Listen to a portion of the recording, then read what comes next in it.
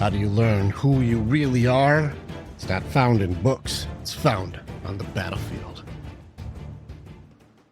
But whatever. Yeah, whatever. Welcome back. Battlefield of the Mind. So this may or may not be a podcast. If you're listening to it, I'm hanging out with J.R. Harvey. I'm hanging out with my buddy Jordan Shelton, a.k.a. Stacks. And so we're just hanging out today. And so if you guys want to be a part of a conversation of just three cool guys, we're having pretty cool conversation. Welcome. One thing I do want to say, too, it's very cool is I know Jordan listens to a lot of podcasts. So, Jordan, you'll be listening to your own today. So that's going to be really fun. You're going to be listening back to your own episode. Definitely bucket list event happening right here. So I'm honored to be here. Thank you. It's awesome. And then J.R. Harvey, he's been on before, the leader of the Kings community. And you can find him on Instagram, all the things. Do all the things, right? All the things. He does all the things. You guys know what all the socials are. I'm not on OnlyFans yet, but I'm working on it. All of the things. But we were talking, I've got a third book that I finished. And so we were talking about these books. And I was going through Proverbs and just going through just some stuff that are like aphorisms, things to think about. And we went through a whole bunch of the paradox ones and we're just talking. And it's like, maybe we should just record this. So I'm in the love category right now, and we'll just drop a couple just to think about. Some of them you may be like, wow, that's really deep. Or some of them may be like, that's stupid. Or some of them may be like, oh shit, that's me. And kind of fun just to listen to us just go back and forth and just stuff we're going through, and knowing us three will end up off the rails at some point. So that should be fun. It's just fine. So it'll be good.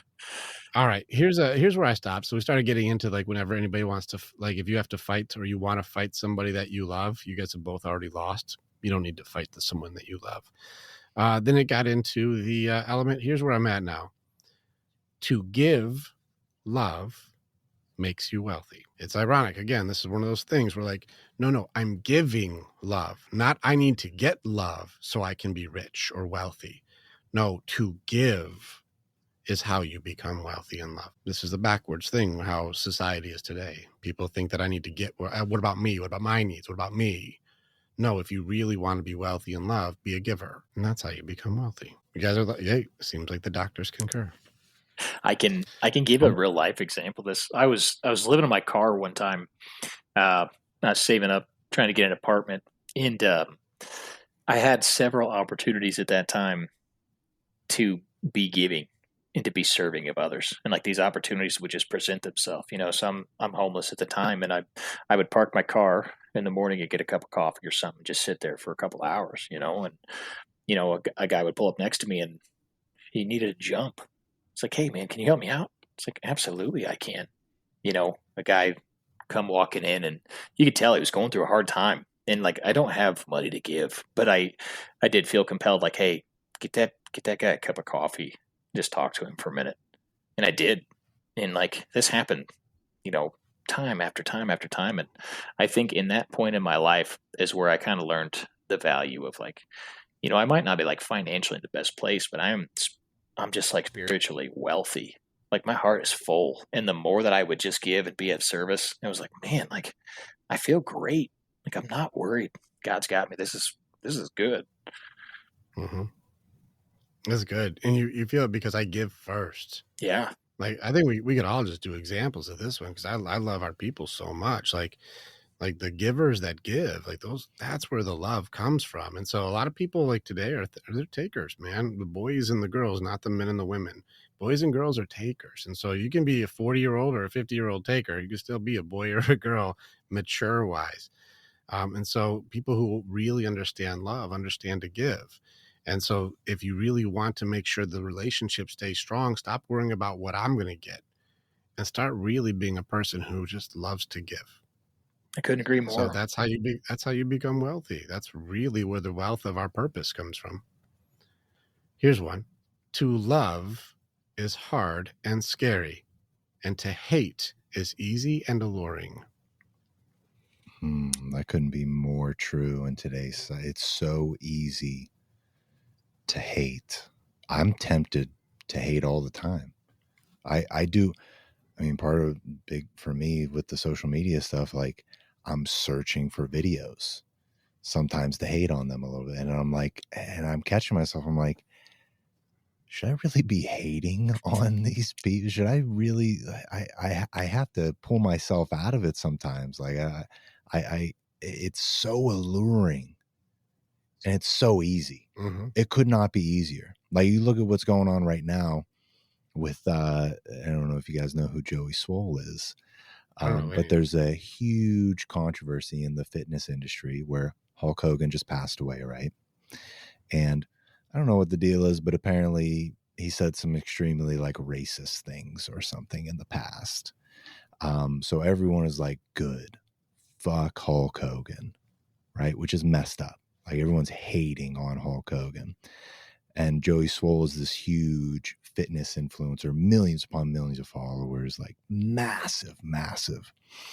And he posts a video from a long time ago of him wearing a Hulk Hogan, just showing like homage, like, dude, this guy was an icon. Like, I loved this guy. And everyone, this is also a guy, Joey Soul, he's built his whole platform on finding people that are doing like kind of shitty things in the gym, like judging others or doing things, and he'll hate on them. He'll critique, he puts them on blast. And sometimes you're like, rightfully so. And sometimes you're like, I don't know, you kind of went a little hard on that. But his whole platform was built on kind of critiquing and hating on people that are doing somewhat shitty things in the gym. And here it is, like full circle. He's receiving the exact same treatment that he has given so many people to build his platform. Like his whole platform is built on that. And now he's receiving the tail end of it. And he makes a post today. Hey guys, I'm quitting. Like I'm done. Like this has been great. I'm out. So he flights. He runs away. So as long as he's hating others, like and subscribe. But if anybody hates me, I'm gonna bail.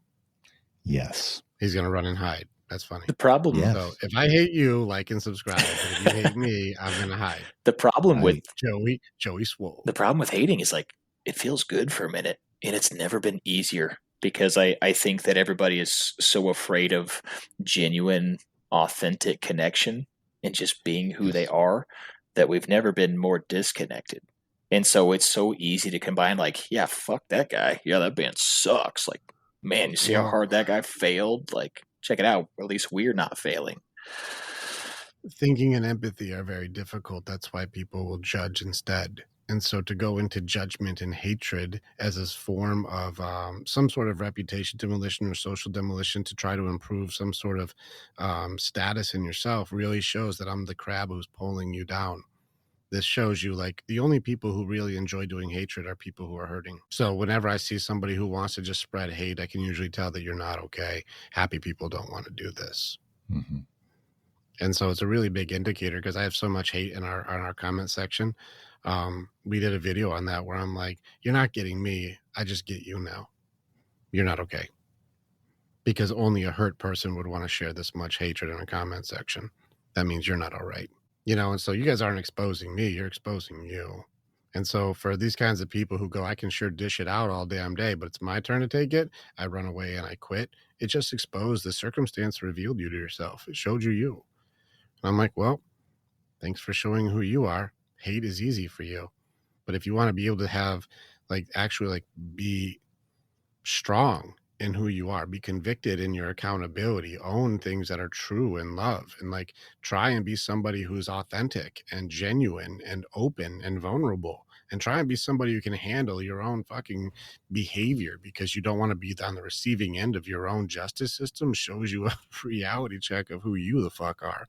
In which case, to be able to be an open-hearted, loving person who can be empathetic towards whatever plight another person is doing, that's very difficult to do. And in fact, it's very scary to be vulnerable in that way. So I'm just going to go ahead and hide who I really am, hate others, so that way I can get everybody riled up in a hate circle. So that way none of us have to point out our insecurities or inadequacies because we're too busy pointing out another person's until it's my turn. And then delete, run away, suppress and hide, cry, surrender, freak out. Depression, anxiety. Well, there's pills for that. So. Oh, well then, yeah.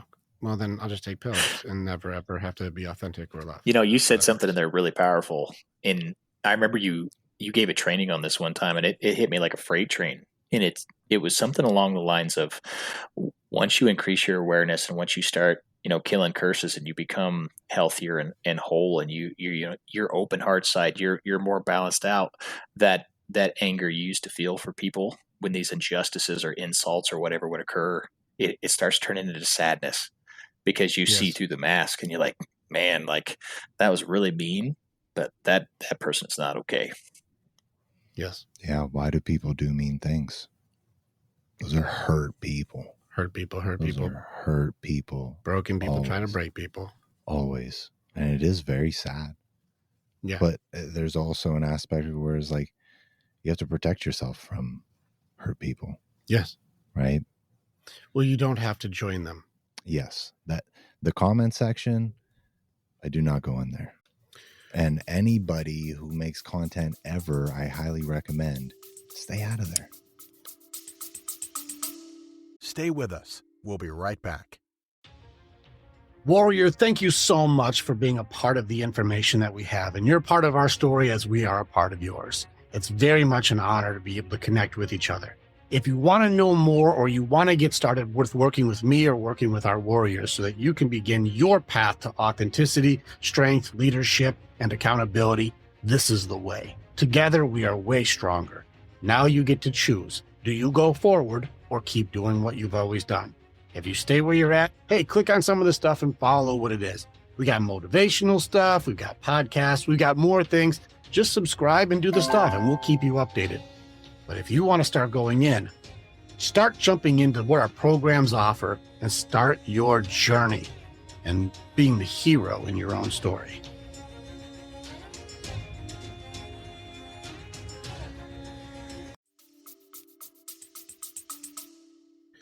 You know what's really funny is I think that you and I can both agree that it's one thing I give testament to is the people who do genuinely have good hearts out there will start to stand up for what is right these days. And so anytime I do go in the comment section, I see a Karen or Kyle who's in there who wants to just hate, like somebody who's like, I'm just here just to spread hatred. No matter how good the message is, I'm going to be salty about it. There's always somebody else in there going, you're doing exactly what he said right now in the video. You're the problem. It's you. And so people are getting more vocal on like, stop talking about who is right and do what is right. And right now your who is right is loud because you're doing exactly what the guy just talked about right now. And then you'll see that person triple down on hatred, even though everyone's doing exposure of your truth. It's a testament to the people out there, the warriors out there who are like, we're going to stop sitting around and letting the minority of hatred be the voice for all of us. And so testament to any of the warriors out there who go, how about we just start being human and cool again and stop letting the people who have the most hurt in their heart have the microphone all the time. Yeah. And the problem is like, where is a person at in their life, mentally, spiritually, whatever, that they're investing hours of their time in the comment section of videos, right? Like how that is not going to lead to any fruitful things, like results wise in your life at all. Nothing comes from that. Nothing good comes. It's just more hate comes from that. That's all it is. Well, and I've been I've had to learn that the hard way of, I would see a comment, like a hateful comment or a comment disagreeing with the video. And it's like, there are some of them that I remember wasting a whole day thinking about how I should reply to them. Right. And even then I come up with the perfect answer. Do you think I changed their mind?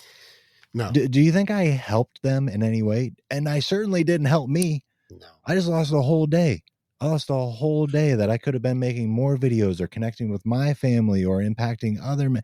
Like I lost all of that because I got sucked into their hate. It's an alluring thing. It's easy to get sucked into. I remember we did a video that was explaining the behavior. That's my theory on when you see somebody who gets triggered and they start doing adolescent or pre-adolescent behavior. This most likely is one of my indicators of where your authenticity was stunted by creating a persona that like, this is when I stopped being me. And so as soon as the veil is lifted and I'm having a trigger, now you're seeing the age that I stopped maturing authentically. Now I'm acting like a 12-year-old or an 8-year-old or a 14-year-old, whatever age I stopped being who I really am. And this is a theory that seems to hold true because you see a triggered behavior seem more childlike than adult-like in the way that they're handling situations. And so these are the things that we're seeing even in these comments and the stuff like this, is you start seeing like a trigger that'll get in there, and you just spent all day. And I had one the other day where I was talking on that video, and a guy said something that was funny to me. I actually didn't think it was triggering, but it was funny. But he said, "Sir, you will never enter Valhalla." Like one of those things, like I'm not a warrior and I'll never enter Valhalla. Like some kind of it was a funny, interesting joke for the Viking death element of it. But I was like, you make your initial snap back. Like in my head, I told Andrea when she said that, I'm like, well, that makes two of us then there, buddy. Like, I'm like, you and me both, I guess. But it's You're interesting. telling me the keyboard warriors don't get to go to Valhalla? Yeah, listen. And so it's very keyboard warriors don't make it to Valhalla. That's true. You can put that on a bumper sticker.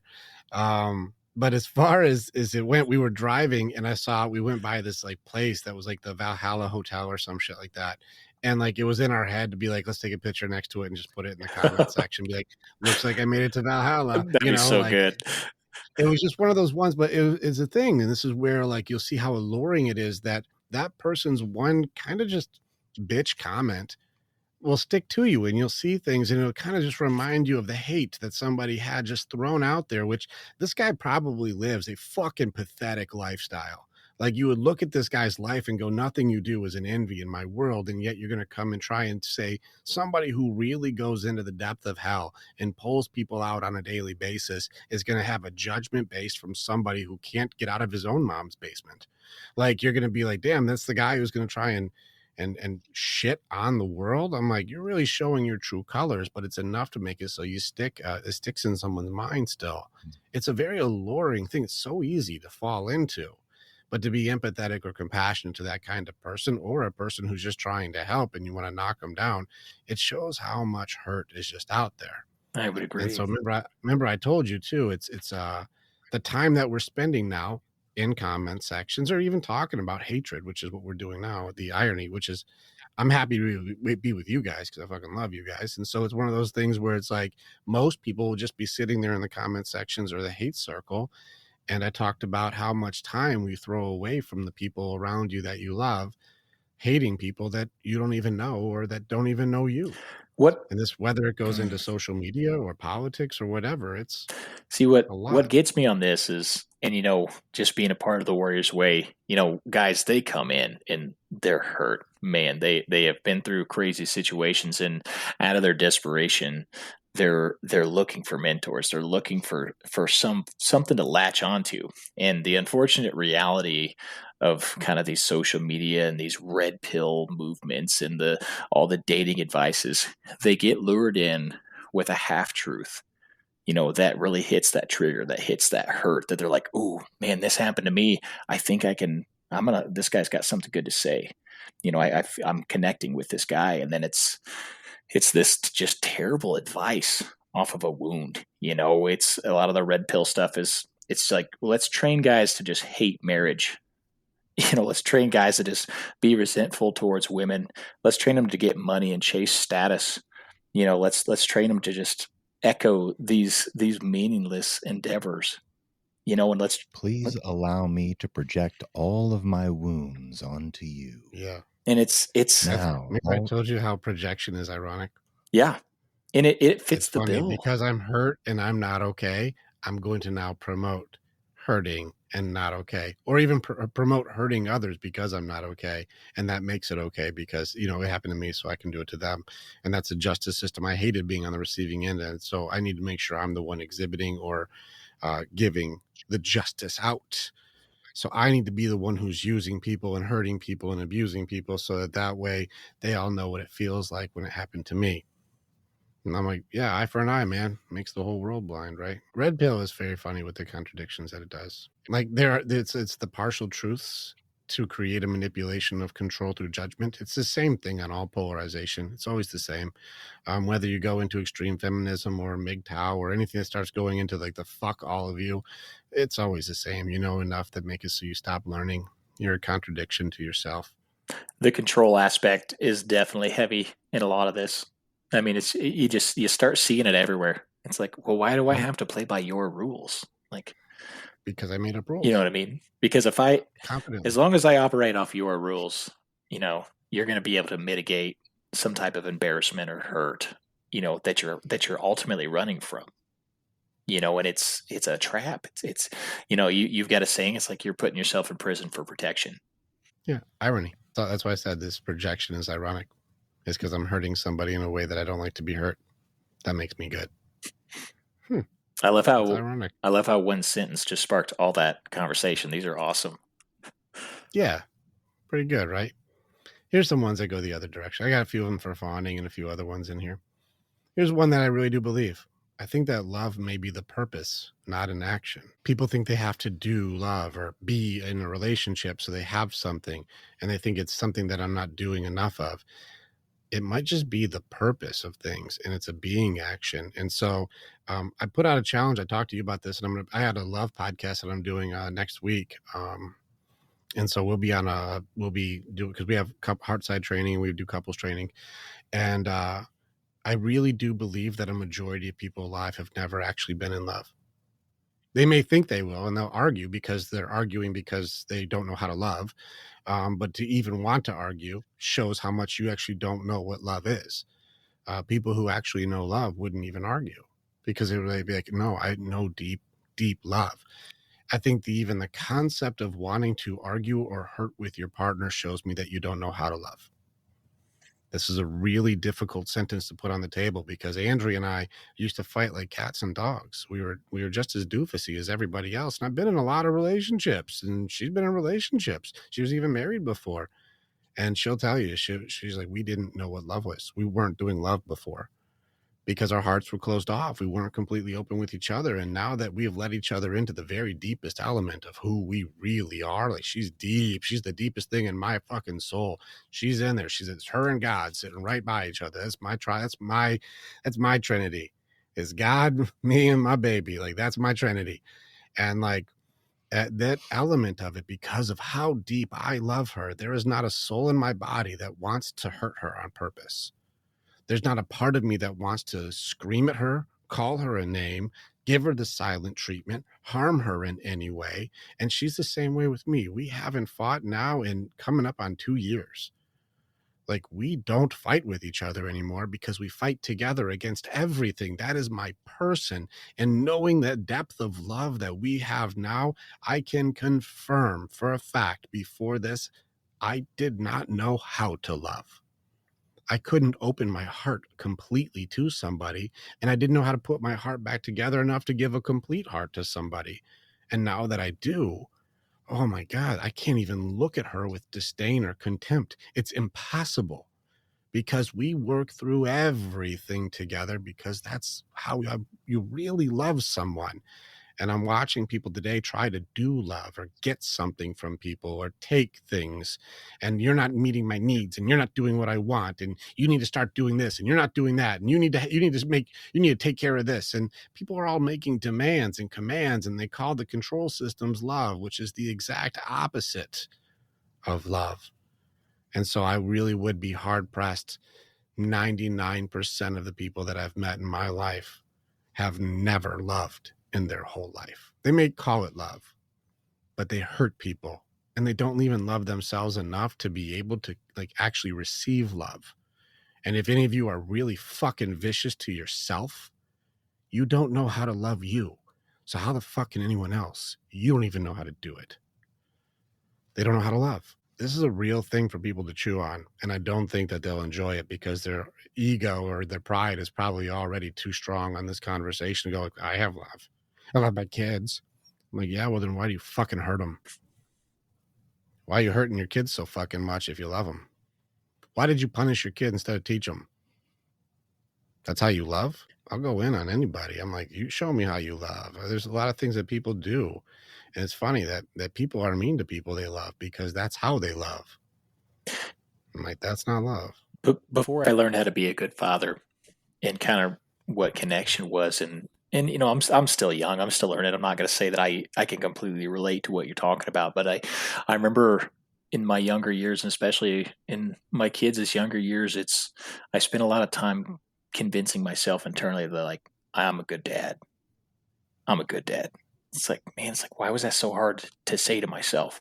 And looking back and just taking accountability and looking on some of the behaviors and the things that I was taught and the things that I did, I was like, shit, man, like I wasn't a good dad. I wasn't a good partner. I wasn't a good husband.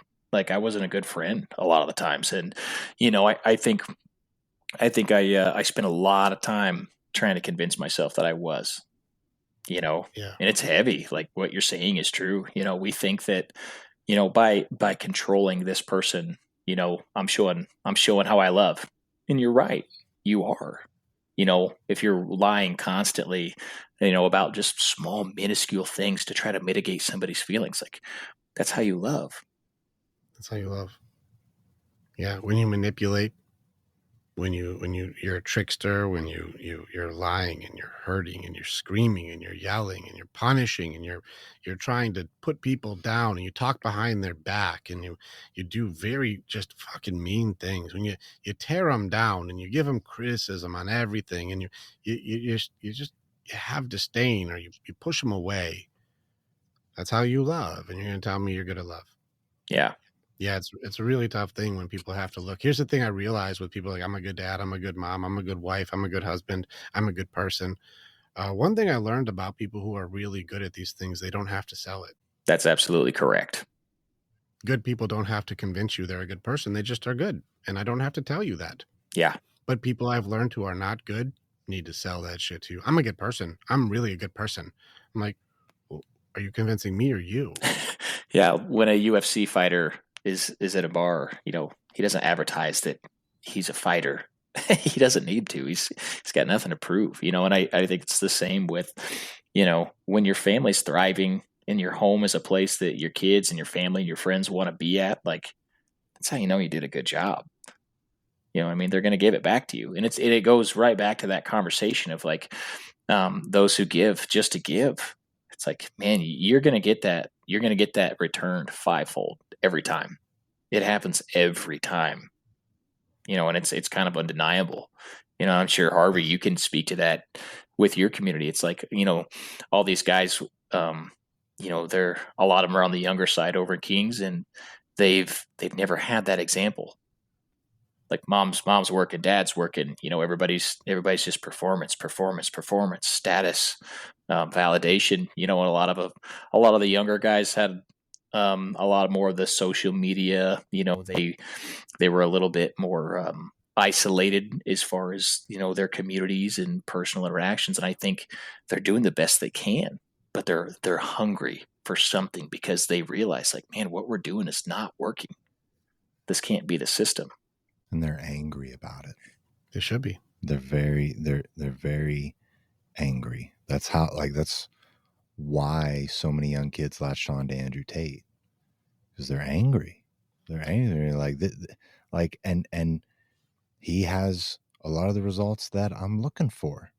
And no one else is offering me help. No one else is coming to me with solutions. No one else is saying, hey, bud, this is how you do this. But here's this guy. He looks strong. He's a fighter. He's got money. He's got girls. He's got all these things that I desire. And he wants to help me. There's such a void. Like we talk about it all the time, right? There's no competition in this space. No. There is a sea of hundreds of millions, billions of men that are hurting right now. They're lost. They feel like they have no purpose. They feel like they're struggling to find a reason just to go another day, man. And not only that, there's no appreciation for the struggles or the things that they have had to go through to build any of the life that they have. Like they're just getting shit on constantly. Like nothing's ever good enough.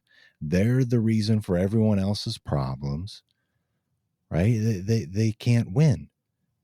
They can't win. That's how they view it. It's very much like, if I do this, like everyone hates me. And if I do this, like, I hate myself. Yeah. They don't see a good answer.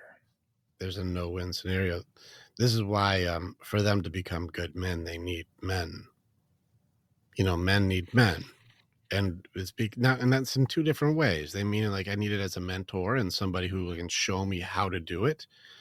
And then men need each other to go like, that's where the empathy and the connection and the admiration of like, hey, I'm doing the same thing you're doing.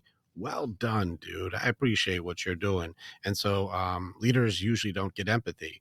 So the only way they get empathy is from other leaders. And so men need to be around other men to go, hey, I can give you empathy. I'm doing the same job that you are.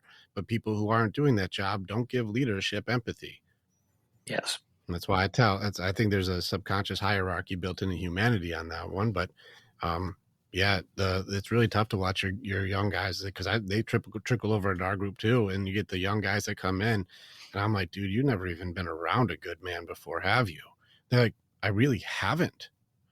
They're like, I've never actually seen one. And I'm like, keep hanging with the boys here. Keep hanging with the guys because you just inherited 20 new good dads. Absolutely. A strange question a lot of them ask is, how do I cope with this? It's because they're taught they have Yes. to cope instead of learn how to be competent. It's very like, it's like I feel like I'm not coping correctly. No, you're missing it, bud. Like, you're not supposed to cope. Yeah. You're not supposed to find a way to feel better. You're supposed to find a way to be better. And I guarantee when you start becoming better, you're going to feel a lot better about everything that's going on in your life. Yes. 100%. That was well said. It's not about trying to feel better. It's about trying to be better. Well, and what I noticed is when they come in, and even with just the slightest bit of like direction, and you build them up and say, get back out there and kick today's ass, dude, they thrive. They're brilliant. They're smart. They're on it. It's like, but they've just never seen anything modeled, and they're like, man, this world it's got a lot going on, and I'm not sure where I fit in. Well, they're still measured to the highest level of accountability and expectation without ever seeing an example. Yes. Mm-hmm. This is an impossibility. They have to try to be something they've never seen before, and they're held accountable to being able to be successful when they've never even seen someone do it. Yeah. And so they have, like you said, your Andrew Tates or your social media influencers who really are giving misdirection as a point to say you should pay me high tickets so I can give you the opportunity to do what I do, which is offer very little to really help people. It's mostly just to serve myself. And like, well, I want to be worshipped too. So how do I make it so I get worshipped like you do? Give to me. It's like, well, it's going to cost you your fucking soul. So go ahead and pay a high ticket for it. Give to me so I can take from you. It's ironic. And then maybe you can have what I have, but they won't. No guarantees. There's guarantee. It's just not going to be it's not going to be on the disclaimer what happens. It's tough. It's tough. Now, there's some sad stuff that we've seen on that one, but now some pretty hard stuff to watch what happens. These young guys need direction. Yeah. And here's another thing I want to go back to is I have had a lot of healthy men's like group experts. I've had them. I just had Gavin Top on the other day. He does more of a fight club system. He's great. He's that had what's the guy with the tattoos? Help me. Tim Arago. He was on. Tim's great. Arago's a beast. There's a lot of guys who come on. There's people that come on and I'm like, I don't think that you're legit. I don't think you really do it. There's some men's groups experts that I've seen that are like, you are not, you've never really done it.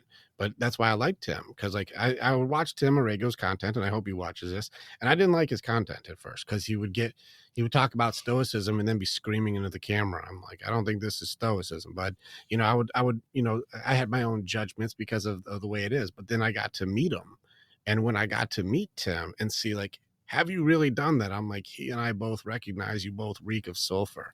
I'm like, you've been in hell. You actually done it. And I realized through our conversation, he was speaking from true grit and experience, not from, ideals and certification. He was talking from a competency that he really has. And so that was an honor that I had with him, Sven Erlandson, people who have really gone through the trials. And so it was really good. At Dwayne, we got to hang out at Dwayne Knoll's place. When you see guys who like, you actually walked the walk. And it's not just the guys who talk the talk. The guys who have actually walked it when we talk to each other are like, we are not competition. We can't get to enough guys. JR and I, we both have communities that just work together. There is no element of us that'll ever be competition, because even if we maxed out our capacity, we still couldn't even get to 1% of the guys that need help. It's impossible. So even if we put all of our men's groups together to create the ultra megazord Voltron of men's groups, like, we still combined would be lucky if we have got 5% of the population. Yeah. Tim Arrigo had one of my favorite quotes ever in a podcast, and it was, "Stop trying to save your marriage and become undeniable as a man." He's right. And at the time, I was like, what the fuck kind of like red pill is that? But then you think about that and you're like, you know what? Like, if I just take care of my shit, if I'm leading, if I'm doing all the things, like, everything is going to get better. He's Yes. right. My version of the same quote is the si vis pacem parabellum. If you want peace, prepare for war. But I take it in a very different way. If you are a formidable man because you train in mind, heart, body, and spirit, if you train in every element of yourself is proficient because I put the time in to have a solid mind, to have a purpose and a spirit that I know that I'm going in a direction that is authentic, true, and good. If my heart is open and I can be vulnerable and strong, and this is where we talked about something we can get into later, because we were talking about polarization for masculine and feminine. I have a very different view, which I think is fucking right, by the way. So we can crack that in a moment. But if you work on every element of being like physically strong, mentally strong, emotionally strong, spiritually strong, know thyself, authentic, if you're solid, Stacks, you've been around me long enough. How many people, it doesn't matter, because you see me talk with doctors and PhDs and authors and experts in all fields. How hard do people just come after me, like face to face? Never. Never. Why? Well, because you're not threatening. But I'm formidable. Yeah, and it's like I think a lot of people they fall into the trap of like, ooh, I can get this gotcha on a guy like Rick, or a guy like JR, and it's like, you guys see through bullshit so quickly. And you're like, are you okay? Why are you doing that? Like, I know you don't hate me. It's like something I said probably triggered you, but like, I'm undeniable. Like, there is nothing that you're going to get me with. Well, even that, they don't come at me like that, because they may not like me, but they don't come aggressive this way. And I think this is an important thing for the guys as the undeniable male is, let's just simplify this down. Let's say anybody out there has like, let's say JR is the UFC champion 3 times in a row. Like, he's like, I like this idea. yeah, he's world champ. Like, and you've seen him fight. He's fucking gnarly. He's pound for pound one of the toughest dudes on earth. And then you have a problem with him. Well, are you going to go up to this guy who is one of the toughest men in the world? He fights the toughest men in the world and just makes them look like they're new at the game. He is that badass. What attitude or energy are you going to approach this guy if you have a disagreement with him? You're going to go, "What's up, bitch? I got a fucking problem with you, bitch," and push him and knock his drink out of his hand and touch his face with your middle finger? Like, you're probably not. You're going to come at this one dude, you're going to come diplomatic. You go, "Hey, man, I just wanted to bring it to your attention that, it was kind of rough the way that you handled this. And I would ask you, requestfully, to be cooler about this in the future in respect to like our kids or respect to our family." You would be fucking diplomatic. Why? Because if it got physical, he's going to make you look like a child, and you don't want that. Like, I don't want that to go that direction. So because he's formidable, undeniable, and prepared, I'm going to be diplomatic to this guy, because I don't want him to put me to sleep in front of my girl. That's embarrassing. Yeah. Well, and honestly, what it does is it makes me like, you know what? Like, I want that guy on my team. Like, that's the guy I want right there. But if you prepare mind, heart, body, spirit, you're formidable in every category. I know thyself. I'm trained. I know how to handle these conversations. I know how to handle these situations. Well, people come far more diplomatic to that guy. But if a guy is very weak mind, he's easy to trick, easy to convince, easy to get him to negotiate his authenticity, somebody who will turn his back on others, or somebody who would not stand up for himself, weak in heart, and somebody who's emotionally unstable, and he's reactive and jumpy and just, he's a scaredy cat and doesn't handle his emotions very well at all. And he just has outbursts. And then you have a guy with no purpose, a guy with no direction, a guy with no drive, a guy with no ambition, somebody who has no part of them is authentic and true. They don't have any of that. Like it's going to be a guy who is very, very weak, very holds himself in weak posture, doesn't take care of his body in any way. He's skin and bones, and just you can see there's nothing to fear from the formidability of this person's physical stature. These guys don't get love. They don't. They're treated very, very poorly. And this is an element of things that are each one of those categories I talked about is a controllable. These are a skill or a practice that you can develop with repetition to improve, unless you put no effort into becoming a person who's prepared. And if you have no preparation for, any type of conflict or difficulty or obstacle or anything that's going to be hard for you, you're going to be somebody people do not respect, somebody do not care about, and somebody you do not love. And these weak men are bullied by men because weakness is something you cannot trust. And weak men are bullied by women because a weak man won't ever be somebody they can trust or believe would have their safety, security, or best interest in heart. And so you're easy to manipulate, easy to take advantage of. And it's somebody who won't be respected or loved because, well, they'll just compromise their authenticity for somebody else's emotions. Yeah, and that's a tough statement to hear. It really is. It's really sad because a lot of us, and I know you'll probably, it's resonating with you, right? We were taught to be weak. Damn. We were taught to be weak, and even so much so that we believed it would get us the result we're looking for. Because that would be good. You would be good if you were weak. Yes. Yes. Us being weak was good. And it would lead to us, because we believed it was the right thing to do, right? If in your moral compass, your beliefs, like this is correct. I do life this way.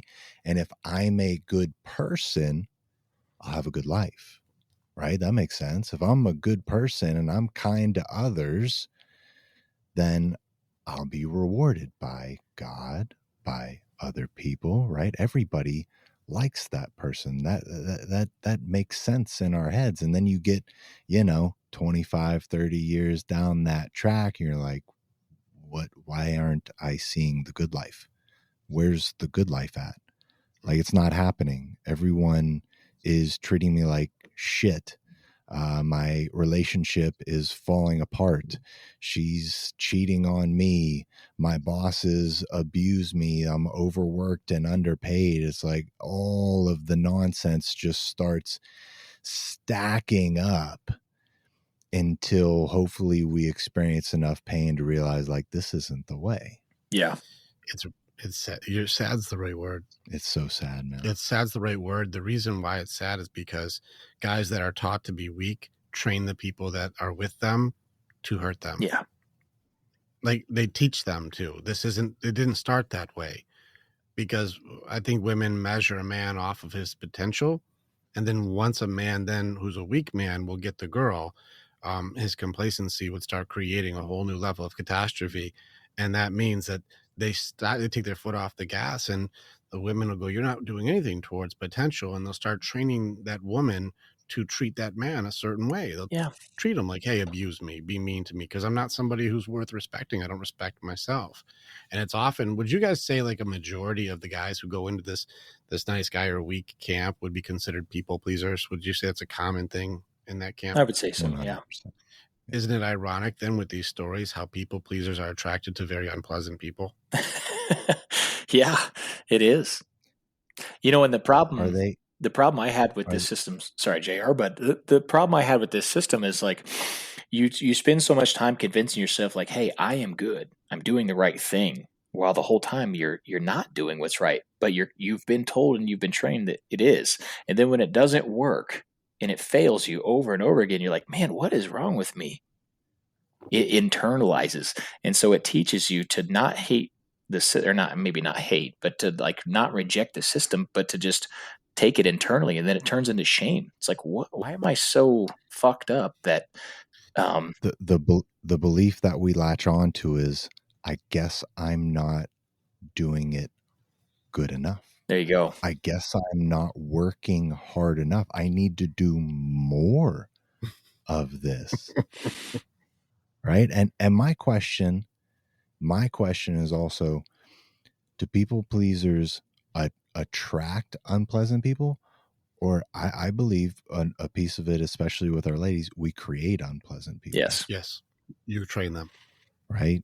Like we actually create the monster ourselves by, just letting them know, like, yeah, do whatever you want. Like, I'm here. I'm not going anywhere. I'm very loyal.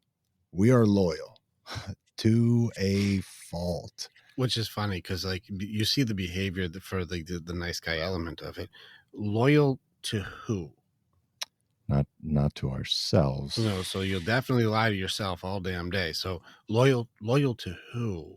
And this is where this almost like a new definition of loyalty. Yeah. Anyone who accepts us. So I'm loyal to you as long as you accept me, but I won't be me to make sure that you keep accepting me. So I'm going to keep lying to you by doing anything that you want at the sacrifice of my authenticity or my own truth of accountability. I'll compromise me in any way for you to make sure that you keep approving of me, because that's loyalty. I'll destroy me to make you happy.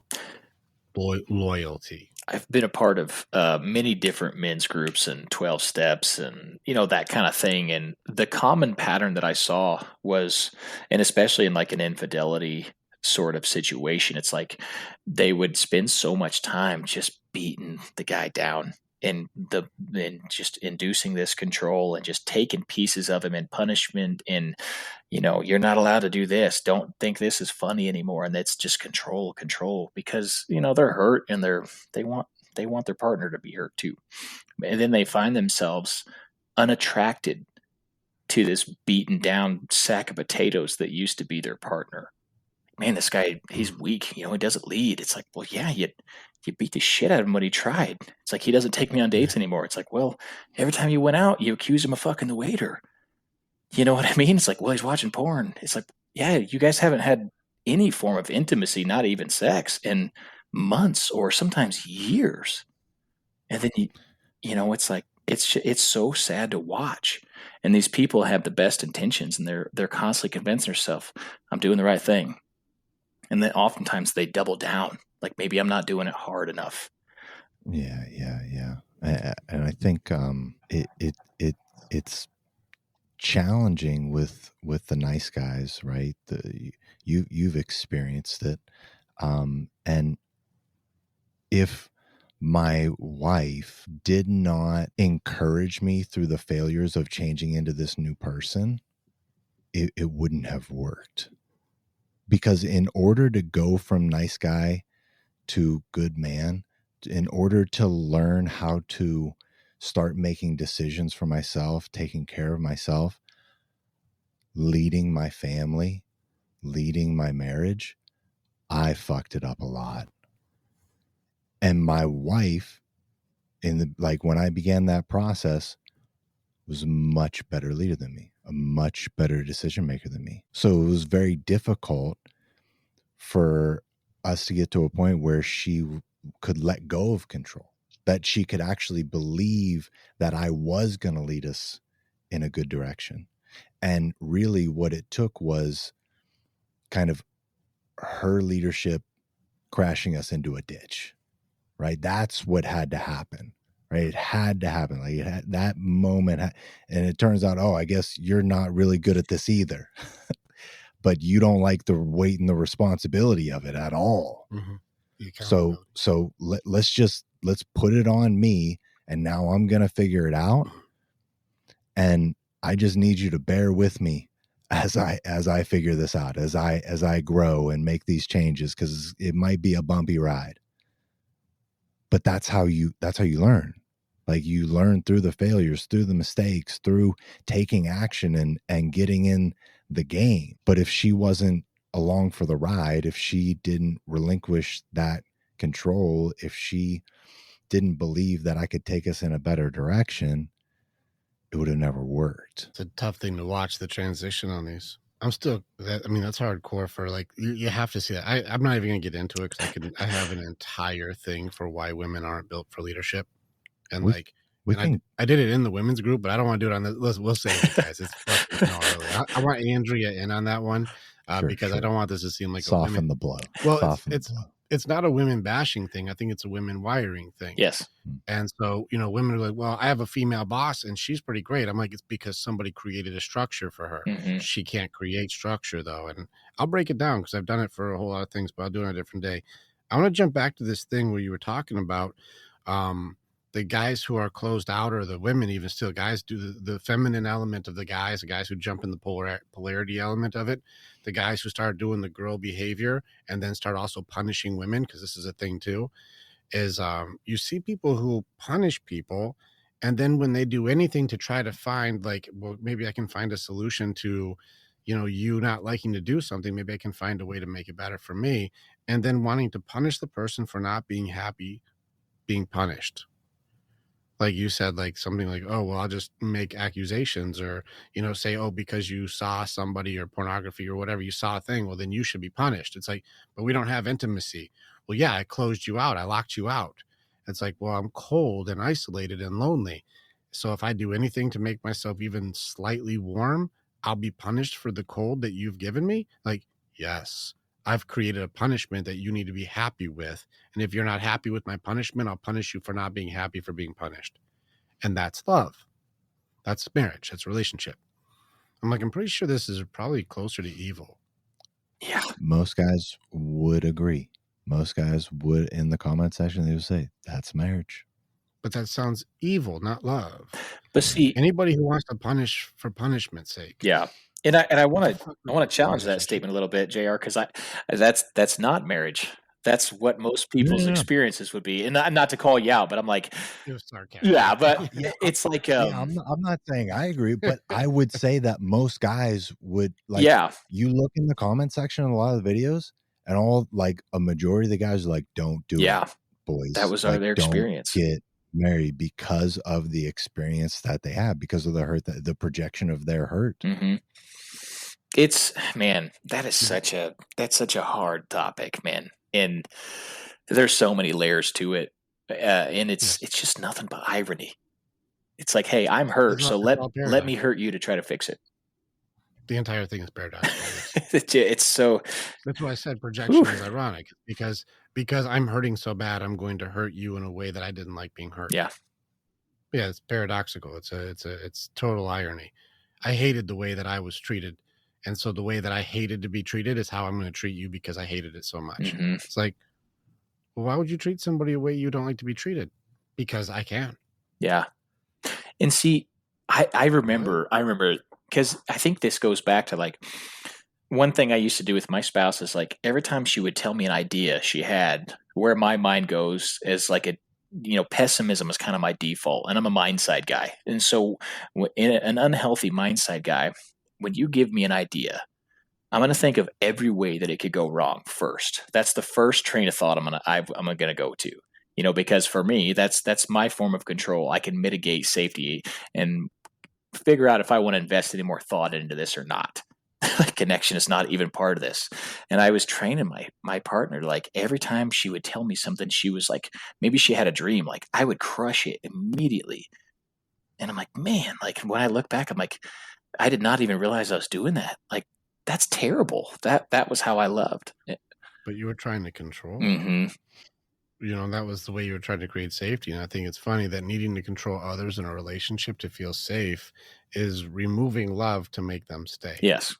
And I hear this all the time from guys. They'll be like, man, I was trying to connect with the wife, and, I farted in front of her, and, I snapped her with the towel. And I'm like, well, that's, you don't treat girls like that. Like, that's how you have fun with guys and connect with the guys. Boy. Like, you thing. can't. The boys are struggling with this. Yeah, like, they did this to our daughters. Let's talk about this. Yes, this is going on. It's a problem.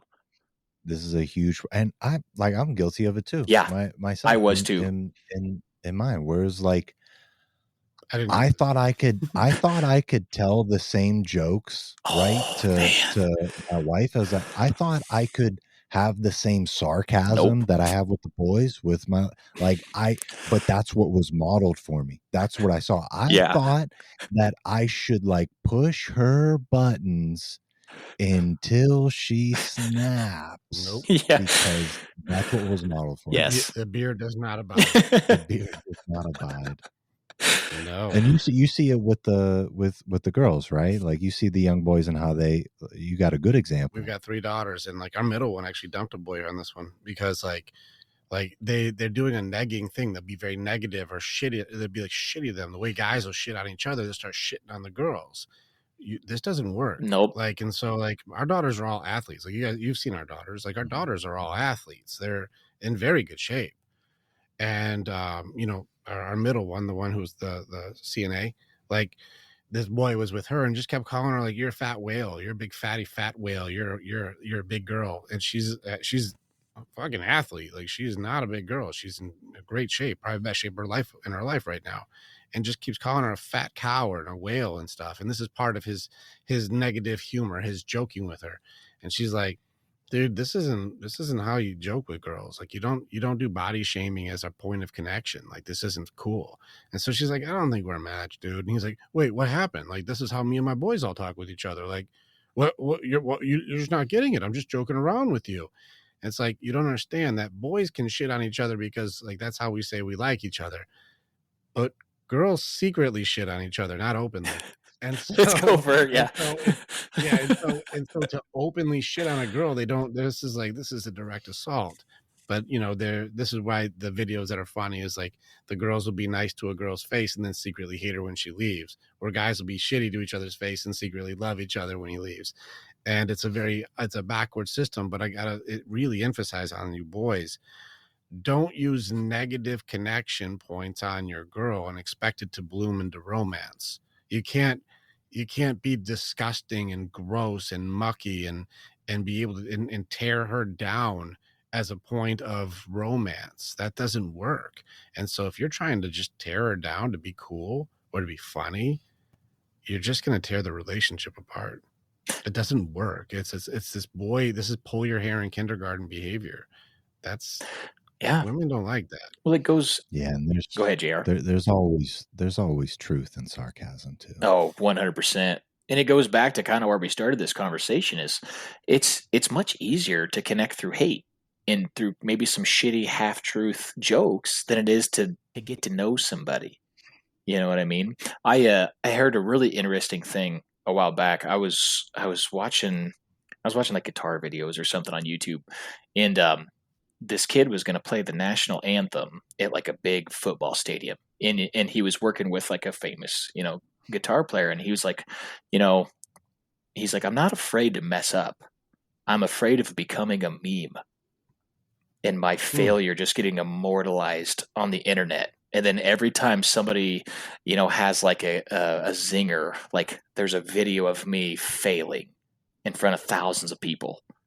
Millions. And it's like, man, just to hear that, and he was a young guy, like to hear that fear, it's like, man, that was not something that 20 years ago you ever had to worry about. No, but it's the same thing that they are experiencing that in all areas of life. Think about like, all right, I want to go approach this girl.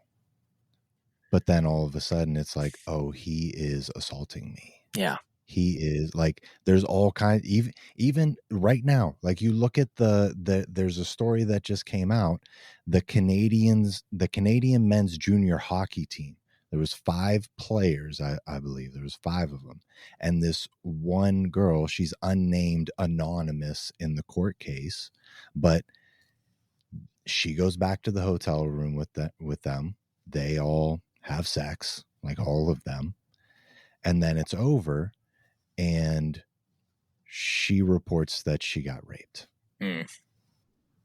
Right? Like that stuff happens. Like they're afraid to fail at that level. Like they didn't even do anything wrong. The court case goes on and like all of them are proven innocent, but they've lost their careers. Like the damage is already done. Like their lives are forever changed because of this experience.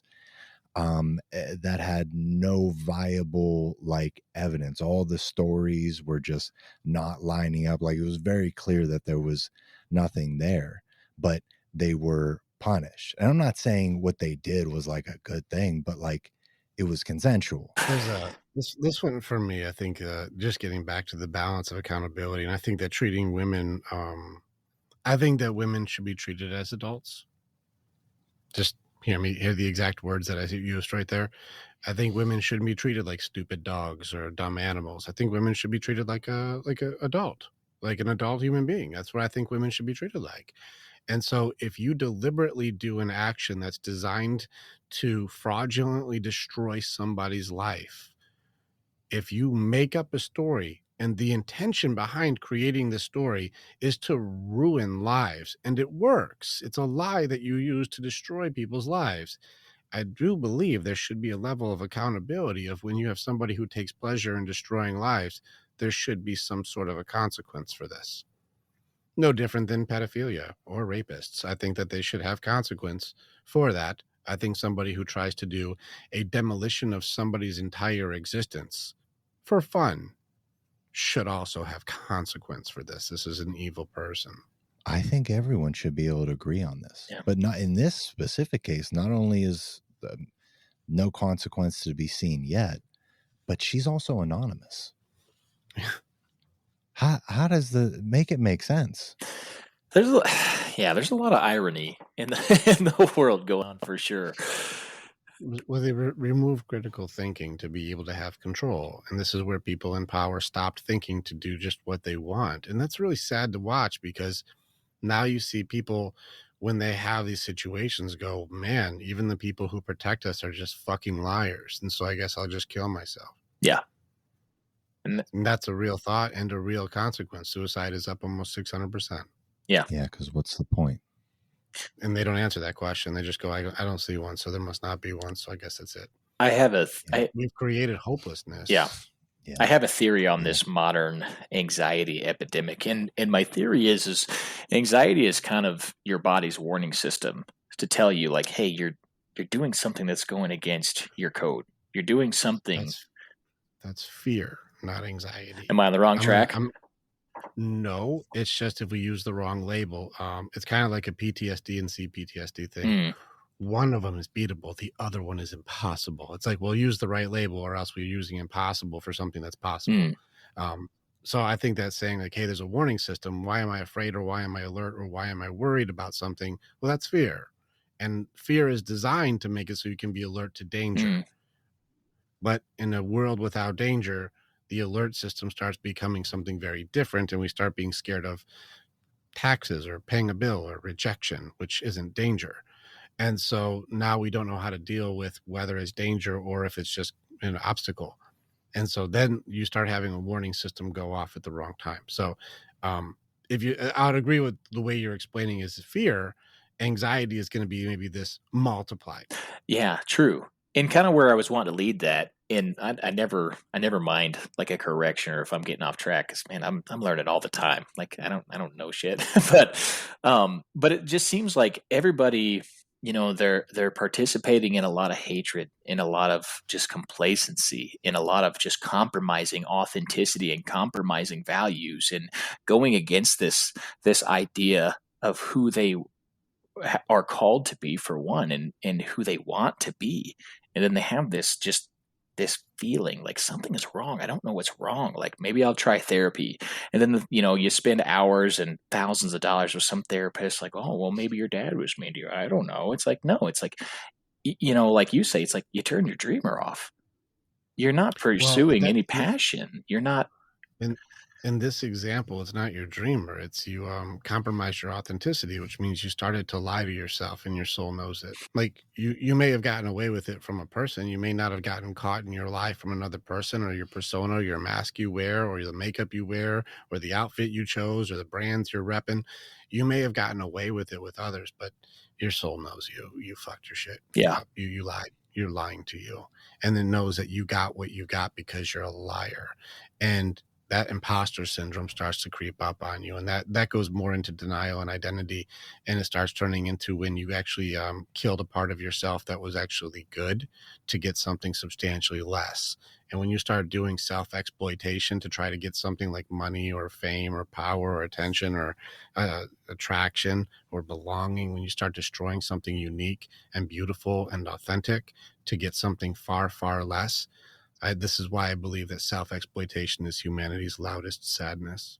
Man, that's such a better way to explain it into just really narrowing that, because that's what I see all the time. It's like, it's like everybody's just cutting their hand off, then wondering why they're not receiving what they covertly expected from doing it. Yeah. Well, you just look at, you look at this pandemic of OnlyFans girls. They're calling self-exploitation, which is the greatest sadness, their business. Yeah. Empowerment. Yeah. Strength. Freedom. They're a slave to their own insecurity or inadequacies. They'll exploit something that would be precious, unique, and beautiful for $4.99 a month. Yeah, and it's like it's just the lowest form that you could go. It's like you're It's sad. It's sad. Yeah, it's a sad thing. Yeah. It's not beautiful. It's not sexy. It's not cool. Yeah. And the people who perpetuate, now you start getting into your hypergamy pyramid. It's going to be the lower half guys who would never have access to a girl who looks like this or is like this, whatever the criteria you would use for beauty or attraction, but they'd never have access to this. And so now I can pay you to do what I want. It's a false sense of control that you can have a woman who you would never have a chance with otherwise. Well, you can start using whatever the made up currency they have. They have like a coins or tokens or whatever system they use. And so whatever it is that they do, I can now send you money to get you to do behavior that I would want you to do. Take your top off or use a item on yourself or whatever it would be. You can now have control over somebody with money, and that person will exploit themselves and give you control for money, thinking they're the one taking advantage of you while you think you're the one taking advantage of them. And this is somehow good. That's my business. Yeah. These price tags are going to really come back later. I think the next generation is going to really, they're really going to struggle because imagine being in 7th or 8th grade and people can just look up your mom's porn. Oh yeah, I couldn't imagine, man. Just wait. This is going to be a real damn thing. You're going to have. It's multiple. Already real. Yeah, it's already happening right now. There's Think about the little brothers. Yeah, like it's happening right now. And dude, the most recent like thing that I've discovered with that is because of the type of content I make, going kind of into the darker side of things to find these guys who they're not watching motivational content. They're watching like really depressing, like really dark stuff a lot of times. So I'll create content like that to find them and bring them into the community and shed light on the situations and give them hope. They're the only girls fans figured out that niche of content exists. So I would watch them like duplicate my videos in their own way to find that same guy because he is their audience. Like he is their a broken down, hurting, struggling, weak guy that needs help. And then in their bio, they'll put like men's mental health advocate. Click the spicy link here to make you feel better. I'm just like, this is so fucked. It's very predatory. Yeah, the bottom feeder element of it. They take advantage of the ones who are down. Well, and yes, and man, call it helping. And it just kind of goes back to what you just said, like the lies that we're selling ourselves on a daily basis. They have a price tag that we never can anticipate. Like they cost so much, dude. It is not free. It's painful. It sucks because the issue with deceit is, especially with beautiful women, is it works. I don't have to be better in any way, shape, or form. I don't have to actually do anything to be good. I can just get what I want by lying. And it works because they're pretty. And so they'll get away with it. Pretty privilege is a real thing. I wish it wasn't, but it is. Attractive people can get away with shit that unattractive people won't. And that's just a reality of society. It's just the way that we live.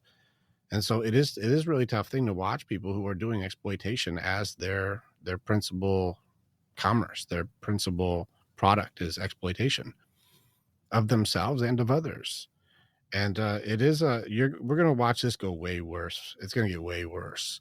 And this is where you've watched documentaries of like, women after porn, and after they were porn stars, and like, how's their life now? And like, the life is a struggle. Like, they really struggle with a lot of elements of themselves because of what they've done or what they've been through.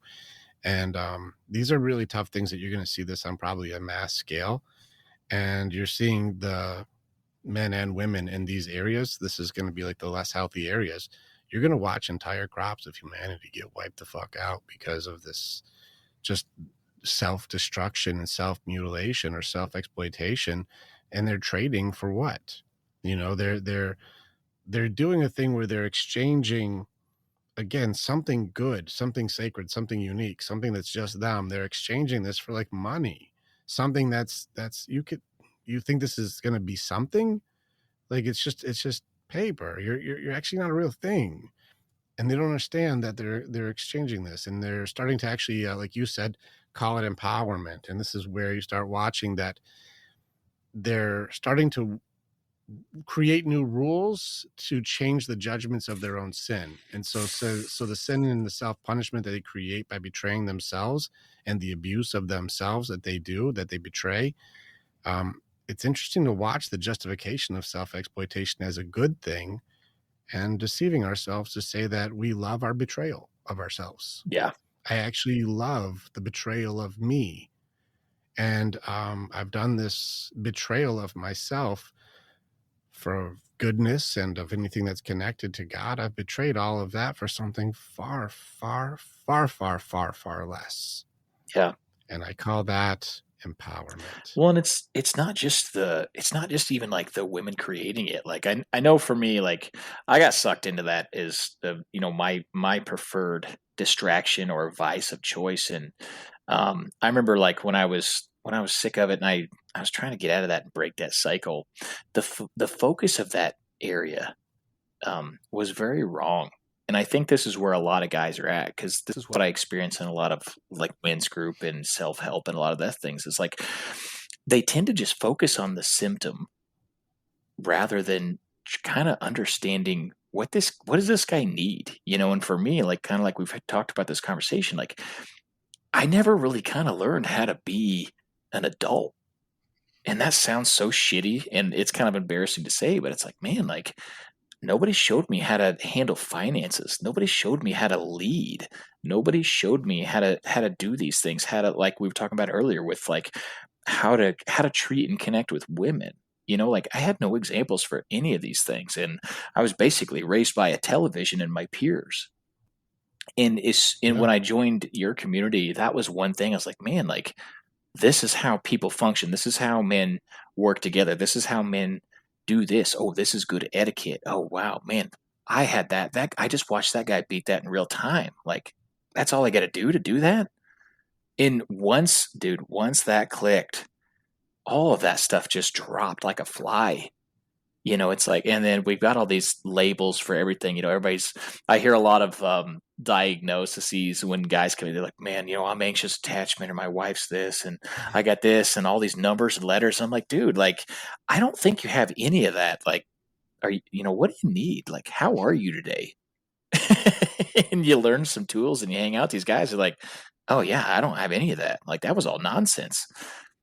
Dude, yeah, it's so many of the programs out there, I think they focus, you talked about the symptoms, and I think they focus so much on like hating yourself for doing this behavior or hating that behavior, instead of loving yourself and loving and becoming the person who doesn't need to do that behavior. It's so backwards. It's so backwards. It's fueled by hate. Like, and a lot of guys do that. Like, I think most guys I encounter use a self-hate and shame system to motivate them to become better. I did myself. I've never seen a shame system used for motivation. I don't see how it's been effective. I've never seen it effectively used for motivation. Not Yeah, long I've tried. It term. doesn't work. I can't see how it works. I don't see shame for anything except for making something useful useless. Yeah. Yep. Again, like in order for that system to be at play, you have to convince yourself of these lies that you know aren't true. You have to compromise authenticity. You have to compromise in all of these areas that you know you shouldn't. But you're in this place in your life to where you're very confused and you're kind of desperate. It's like, well, dude, I'll try anything, man. Like, fuck it. You want my leg? You want my toes? Like, what part do I need to cut off just so I don't feel this way anymore? And there is a lot of people out there with programs and YouTube channels and TikToks and, you name it. And they've all got something that they're selling that you need. Well, they try to create a dependency off of your disorder. And like, oh, you have a disorder. That's why you need my program. And I'm like, this is why the Warriors Way program and the JR we built Crown and Shield together. This is why we build these programs, because good psychology doesn't create dependency. And like, put it on a billboard. Like, if you have a thing that you need to work through and you need me for years to be able to keep just working through it, I'm not good at my job. And any therapist or any social worker or anybody who's working with people who are working directly with you as a counselor or a psychiatrist or whatever, they're working with you for years and can't get past this issue. You're not good at your job. AI is going to replace you first, because like, you're not good at this. Good psychology doesn't create dependency. Now I'm talking about the 97%, not the ones who are the 3% who are like, they're clinically destroyed. They can't help anyone like this. But the ones who are like, these people just have stuff, like they have to work through grief, or they have to work through how they're lost, or they have to, rebuild an element of their belief system that got damaged. Like, this doesn't take decades to do. You've seen us do this in hours. This doesn't take a lot of time. If you're good at what you're doing, it'll make it so that person is now competent enough to do it themselves. And so instead of going into depression, they can go into prevention. Oh, I caught myself spiraling. Let me go ahead and work through my grief, or work through whatever the shame system that's stacking on me, to remove that so I don't end up in depression. Now I can do prevention before you need an intervention.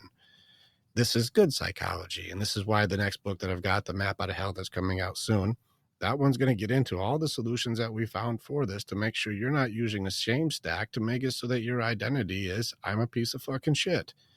Well, that's what most guys come in here doing. It's not true. It's a belief system that is corrupted by a lie that you believed. And once you can identify the lie and remove that element, there is no need to shame you anymore. Absolutely, man. And I'll tell you, I've had the honor, the privilege to go through this with so many guys, and to watch how quickly, once you just plant that seed, like, hey, you don't have to use that system, right? They're like, I don't. It's like, no. Like, why don't you just do this? Is that what you want to do? They're like, no. Like, okay. And dude, days. I've seen people, they're struggling with things for 20 years. They're done with it in a week. And all it took was just, hey, I believe in you. Yeah. That's all it takes, Yeah. man. Yeah, there's a couple guys that come to mind when you did that like 7-day beat depression crash course. They're like, dude, I've been in therapy for 8 years. And we just beat this in 2 days. Yeah. 1 day. Yeah. What the hell? Where has this been? Yeah, I'll be doing another one of those soon too, because like, I took 10 guys. I said, give me 10 guys who are in severe depression. And most of them were out by day 3. By day 4 and 5, we were just fine tuning elements and practicing. And they're different people now. Yeah, all of them. And a lot of those guys, I've recorded all of it too. It's all documented on how quickly it took guys who were in 10 years, like depression, severe apathy, don't leave the house, don't want to get out of bed, like guys who hate themselves. And even like Gary or Scott or a few of these guys who like, they're like, by day 2, I was already out of it. You showed me what I had to do. And I was like, oh, that's how I get out. And then they're like, it changed everything. Every view, every belief I had after that was different. And I'm like, we remove the roots so you don't have to worry about pruning it all the way down and managing and coping and medicating. We just tear the roots out. And then you're like, okay, now how's it look? You're like, well, now there's room to grow here. I'm like, let's get rid of the weeds. Yeah, I loved when you and Andrew used to do, I think you used to live stream some of the heart side stuff. Man, We're going back to there that. We're doing was, it on our Facebook group. We're gonna yeah. start doing that again And in the Battlefield of the Mind it group. was so fun to watch because like the first time you would see couples and they would always come back and you would see the first night, all the ladies were like, fuck Rick, I do not like that guy. Like, oh Mhm. no, no, no, no. And then they come back and then like a week, two later, like I'm hearing her spouse, you know, because like on the call, and he's like, dude, he's like, my marriage is doing great. Like we are thriving. Like we're having fun. The intimacy is back, and it's like, holy shit! Like that happened quickly. And dude, and it's so fun to watch because I think a lot of people, like we talked about, you know, they get in that sense of complacency and they've adapted this system that they don't even necessarily believe in, but they're obligated to use. You know, it's like, well, this is what I was taught, so I have to use it. And they get Yep. resentful when they hear people like you or people like JR or, you know, guys like Dwayne or Tim just say, hey, fuck your system. Yes. And they're like, what? It's like, yeah, fuck it. It doesn't work. It's failed you time and time again. Get rid of it. Yeah, and the foundation is built on lies and control. Yeah. Beliefs that aren't yours. Can you go into that? Like explain like why shame has like no value? Like there's no good thing that can come from it. Yeah. No. So whenever we look at the difference, because people mix up guilt and shame often, you know, and so like I'm very big on the difference between guilt and shame, and a lot of people will think they know the difference, but I'll make it very simple for anybody listening. Guilt is feeling bad for something you did or didn't do. That's like, oh, I should have done that, or oh, I didn't do that, or you know, I could have done better. Like guilt is feeling bad for something that you could have, should have, would have done differently, right? Shame is feeling bad for what you are. And these are not the same things. One is a behavior and the other one is an identity. And so when you look at behavior things, I think that guilt is really good. I think anybody who's got like guilt, I'm like, good, we can use guilt. Because with guilt, I can go, oh man, I should have done it this way. Or, oh man, if I could do that again, I would do it this way. I'm like, great. That means you learned something. You leveled up. Next time, do it that way. You're immediately a better person. You win. So that means feeling guilty that you did something fucked up and then you learn not to do it that way anymore. You instantaneously leveled up into a better person. You learned, you grew, and you don't have to feel bad for learning. You don't have to do that. Guilt is good.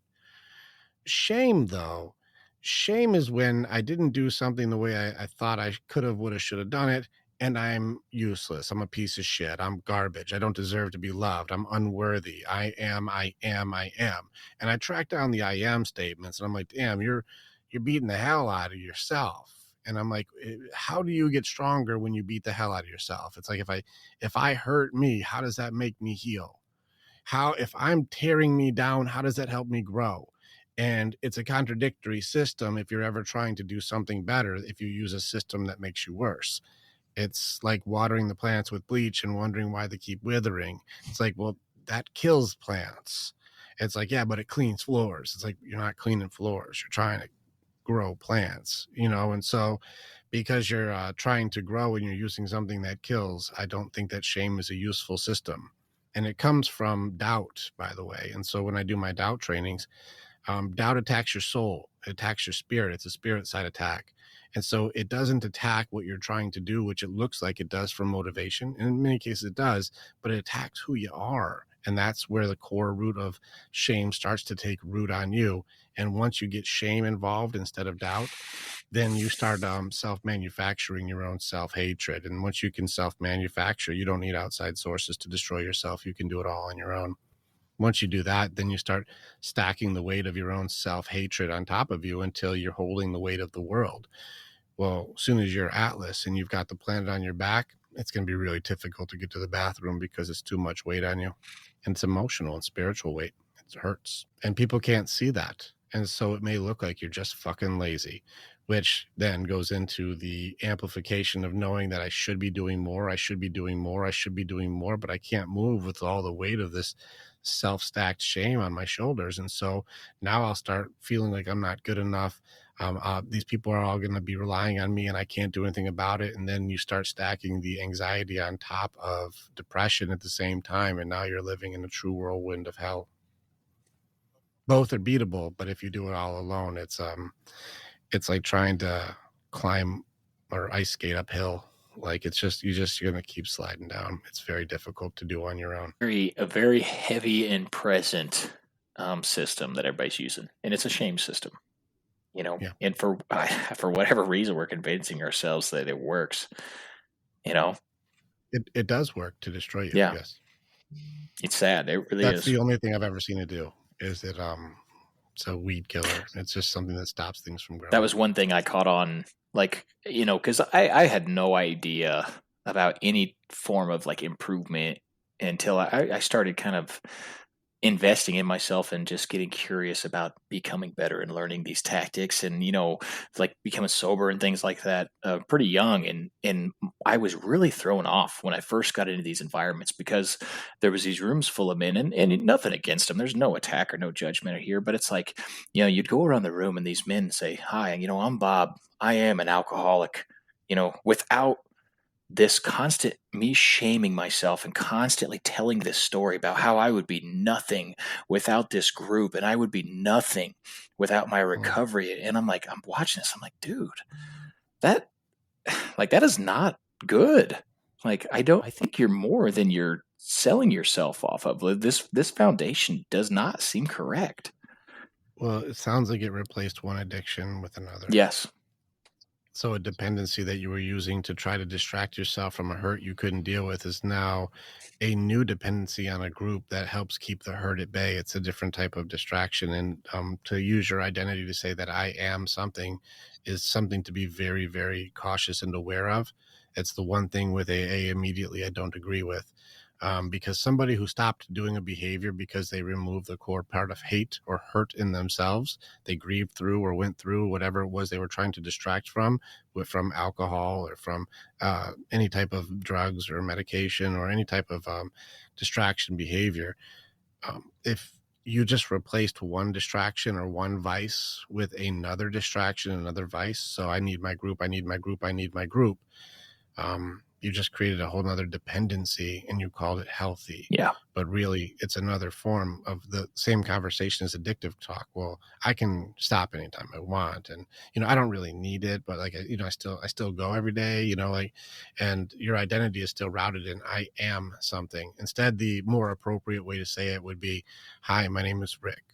I used to not know how to grieve through my losses. And so I used to drink to get away from my pain. But now I know how to grieve, and so I no longer need alcohol to cope with the things that I know how to grieve through. Absolutely. That's my real identity. Is it a little bit longer of a business card? Yeah. But it's more accurate. But it's true. And it's empowering. And I no longer have dependency because I choose what to do. I'm not trying to manage or cope with something I haven't really done. Absolutely. And, I'll kind of mirror that into something JR was talking about earlier.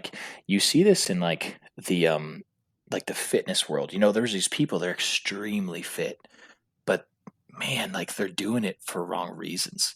And it becomes their addiction, it becomes their vice, and they're constantly chasing this image of something that it's never going to be obtainable. Well, maybe this is where it's a little different because yes, there are distraction elements where people go into extreme fitness and they'll spend 8 hours a day in the gym to try to get away from their pain, and it looks like health from the outside in. It's the same thing that can be said for workaholics. Sure, yeah. People who work all damn day. It looks like a guy who's just all about making sure he can provide for his family or take care of his stuff, but really he's just trying to stay busy to not get caught up in his own demons. If he doesn't know how to fight his darkness, he's going to try and stay busy in the light. Yeah. It looks from the outside, the extreme fitness guy or gal or the extreme workaholic seems like they're doing something that's outside externally seems productive or, they're doing something that's they're really going for their goals. But really it's another form of addiction. It just looks healthy from the outside and it isn't judged as harshly as one that's clearly destructive. Yeah. I think the more intelligent you are, the easier it becomes to justify your own nonsense. I don't know if that's true. I think that both are really good at it. As I say, man, because I got clever at mine. I'm like, you know what? I can get away with, eating bullshit because I've been working hard. Or you know what I mean? You become good at coming up with these justifications to do things that it's like, oh, this isn't really going the direction, but Doesn't sound intelligent, does it? Well, Well, it comes off as intelligent. You know, it's clever, it maybe is more than intelligent, but it's one of the most fascinating things that humans can do is justification. yeah. Because you can watch somebody who, in like we talked about before, a person who gets pleasure from destroying others, and you can say, "Well, are you a good person?" And they'll go like, yeah, I can sleep at night with what I do." It's like, well, don't you hurt children for pleasure? Like, yeah, that's monstrous, dude. They're like, nope, I'm a good person. Like, oh man, don't you like to take advantage of people? Like I heard some stuff, the women's group today, there's some just true evil. And there's people in other countries, this girl was in another country, true evil. This evil motherfucker was hurting these little kids and hurting these women. And I'd be hard pressed when you see these people. You go, hey man, do you think you're a good person? And they're like, yeah, I can justify what I do. I'm a good person. And you're like, that's amazing. It's amazing that someone can do true evil and somehow in their brain convert a system that would be absolutely catastrophic if somebody ever did it to them. Well, since they're the ones doing the evil, I can have a justification of my own goodness because I never have to be on the receiving end of my own cruelty. That's amazing that the human mind can do that. You don't have to be brilliant to do this. You can be just a fucking good liar to yourself. And anyone who gaslights their own introspection can create pretty elaborate justifications. You don't have to be super smart for this. You just have to be a good fucking liar to you. Yeah, and that's powerful. Very powerful. It's nasty stuff out there, though. There are some people who truly are. It's not the devil getting them. They're just fucking evil fucks. Yeah, Christians, they get to be some of my favorite ones. And I'll use like the maybe like the AA thing as an example. Like, I never heard Paul from the Bible be like, "Hi, I'm Paul. I'm a recovering Christian slayer, and now my life is just for Jesus." It's like, man, that guy slayed a lot of Christians for funsies. And like It was his favorite. like I never saw him in an AA meeting talking about like, oh man, I wish I would have done that. It's like, nah, the dude renewed his mind and he was called and he answered the call to purpose. Like, there's nothing wrong with that guy. He's not broken. He's not, some basket case. Like, that's what it took. And I think that sometimes that we rob ourselves of our own story, because what happened to you in the trials and tribulations that you've went through that made you who you are, we forget to be grateful for those things. Blessed are those who mourn. This is one of the Beatitudes. Blessed are those who mourn, for they shall be comforted. That goes into Jesus. The thing that I have in the map out of hell in this next book and in our program for the Warrior's Way stuff, we get into a big foundation of the entire business element of what we do is built on the Sermon on the Mount. And grieving is very important. And my version of grieving is growth, which means the reason you had to sin, the reason you had to fail, the reason you had to totally fuck something up, the reason you had to do things all the wrong way is to go through an element of learning and grieving to become somebody who can be more empathetic and love. And so I broke down how every phase of denial, bargaining, anger, sadness is actually a growth system, and God didn't fuck up to make it so we have to grieve in this way. It's not something to manage, medicate, or cope with. It's something that's actually designed for growth. And I break it down step by step. And so if anybody's interested in that, the book's coming out, or they can just jump into the program now and start training immediately. I think I actually just posted the information in a podcast just to give it to people because I don't think this is something I need to exclusively profit on. I think it's something that would save lives if people knew how to effectively grieve. It really removes a vast majority of disorder disappears once you learn how to effectively work through things from the past to grow from, not just identify as. Because once you learn how to work through the acceptance in mind, heart, body, spirit of something that has already happened, then you learn how to be able to be a person who can be empathetic and compassionate and love. But if you are so filled with hurt and hate, you'll never be a person who ever grows through the pain from the past. And that just turns into your trauma is your identity, and your trauma doesn't become something that becomes purposeful to your growth or how to help others work through difficult things. And so it's one of those things that people don't know is a choice. And once you can teach that, like, your identity isn't routed in your past is how you had to grow to become who you are.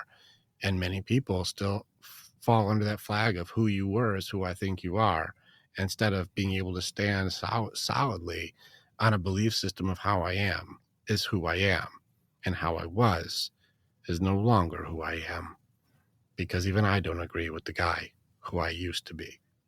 Well said, That's man. why I don't do that anymore. Man.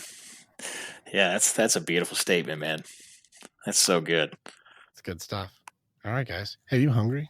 I'm starving. Let's get some food. Hey, Stacks, it's been fun hanging with you. I think we just dropped like 3,000 nukes in this conversation. So it's been good hanging with you, man. Hey, you're actually on the show. You listen to all the episodes. You're actually on the show now. So it's been fun, Yeah, fun to have you on. dude, it's an honor to be here, and anytime I'm down.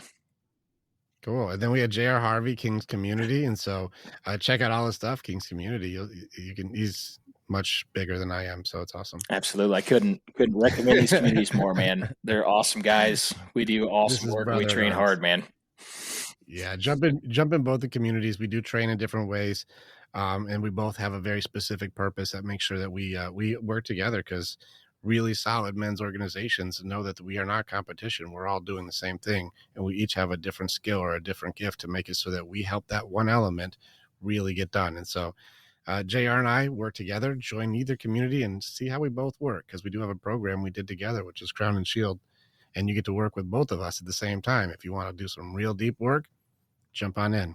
Otherwise, the rest of you guys who made it to this point, holy crap, I hope you took some notes. Listen again and go dominate some days in the future here and love on your people, because we don't have that much time. So be good to each other. All right. Later, Stacks. Click on the button and you can become the hero in your own story. It's time to start making the choices to change. And the evolution that you're going to do begins with choosing the next step. This is the way. And together, we're always stronger.